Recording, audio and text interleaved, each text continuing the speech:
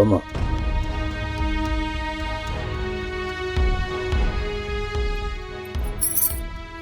मल्हार मल्हार मुझे पुटे तू अच्छी है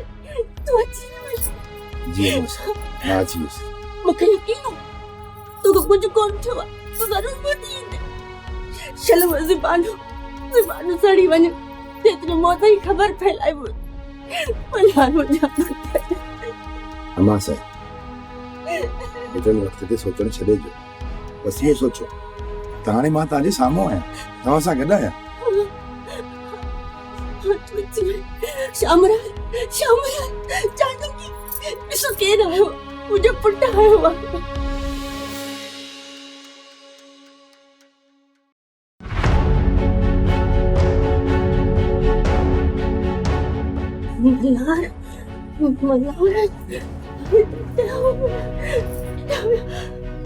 मल्हार मुझे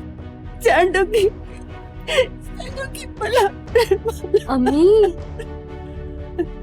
अम्मी पाण के संभाल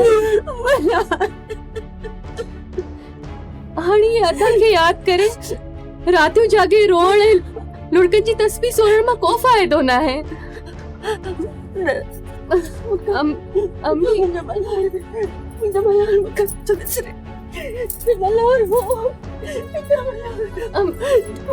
खबर तब जानो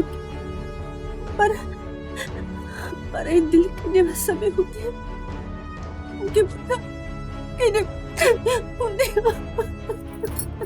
मूं त अदा जी जुदाई जे दुख के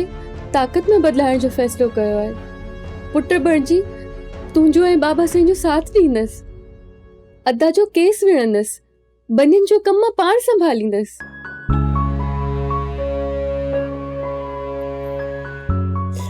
हाँ मुझे थी हाणे तू ही मुझे मल्हार तू ही मुझे जानकी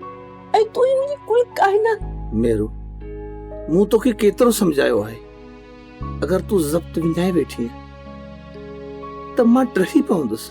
बाबा साईं तव्हांजे ज़ब्त ऐं हौसले मूंखे विखरण खां बचायो आहे न त मूमल जी हालत तव्हांखे ख़बर आहे मूमल अदा जे दुख में ज़िंदगी ऐं मौत जे बेवाटे ते अची बीठी आहे रबुअ जो अलाए छा थियो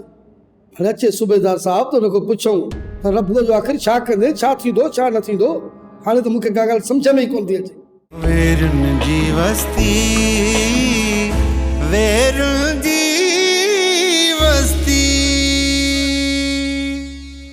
सब्सक्राइब कयो असांजो ऑफिशियल YouTube चैनल सिन टीवी HD ड्रामा ऐं वधीक अपडेट लाइ बेल आइकन खे क्लिक करियो।